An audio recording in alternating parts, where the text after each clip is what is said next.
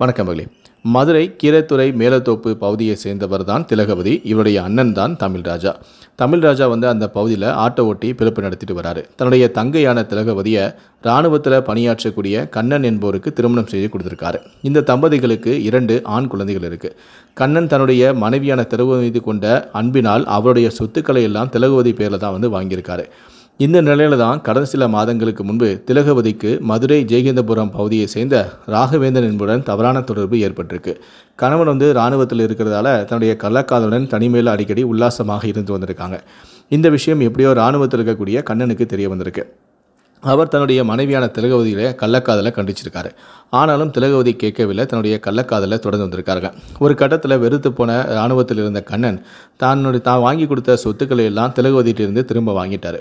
அதுக்கப்புறமா இதுக்கப்புறம் நீ திருந்தலை அப்படின்னா நான் உன்னை விவாகரத்து பண்ண போகிறேன் அப்படிங்கிற மாதிரியும் சொல்லியிருக்காரு. இதுக்கப்புறமா தான் இந்த விஷயமானது திலகவதியுடைய சகோதரரான ஆட்டோ ஓட்டிட்டு வரக்கூடிய தமிழ்ராஜுடைய கவனத்துக்கு போயிருக்கு. அவர் மறுபடியும் திலகவதியை கண்டிச்சிருக்காரு. இந்த மாதிரி நீ தவறான தொடர்பு இருக்கக்கூடாது அப்படின்னு சொல்லி கண்டிச்சிருக்காரு. நான் மாப்பிள்ளைகிட்ட பேசுகிறேன், இதுக்கப்புறம் நீங்கள் சேர்ந்து வாழலாம் அப்படிங்கிற மாதிரி அறிவுரையும் கூறியிருக்காரு. ஆனால் திலகவதியோ அண்ணனுடைய பேச்சையை பொருட்படுத்தாமல் தொடர்ந்து திலகவதி கள்ள தொடர்பில் இருந்து வந்திருக்காங்க. இதனால் ஆத்திரமடைந்த தமிழ்ராஜ் திலகவதியை கொஞ்சம் பேச வேண்டியிருக்கு, வீட்டுக்கு வா அப்படின்னு சொல்லி கூப்பிட்டுருக்காரு. அவரும் போன இடத்துல 2 பேருக்குள்ள வாக்குவாதம் ஏற்பட்டிருக்கு.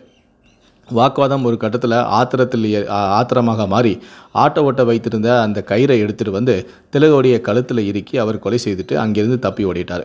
தங்கையை கொலை செய்த தமிழ்ராஜ் சம்பவத்திலிருந்து தப்பி ஓடிட்டார்.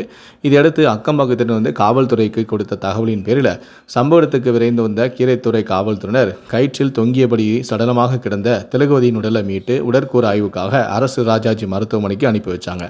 இதனைத் தொடர்ந்து கொலை குறித்து வழக்கு பதிவு செய்து தலைமறையாக உள்ள தமிழ்ராஜையும் கீரைத்துறை காவல்துறையினர் வலைவீசி தேடி வந்தாங்க.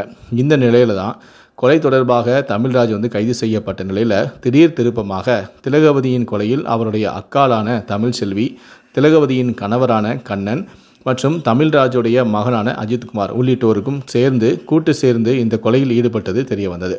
இது தொடர்பாக கிடைத்த சிசிடிவி காட்சிகளின் அடிப்படையில் போலீசார் விசாரணை மேற்கொண்டதில் கொலை சம்பவத்தில் இந்த உண்மை வெளியானதை அடுத்து அவர்கள் 3வரையுமே தற்போது போலீசார் அதிரடியாக கைது செய்துள்ளனர். இந்த சம்பவமானது அந்த பகுதியில் தற்போது பெரும் பரபரப்பையும் அதிர்ச்சியையும் ஏற்படுத்தியிருக்கு.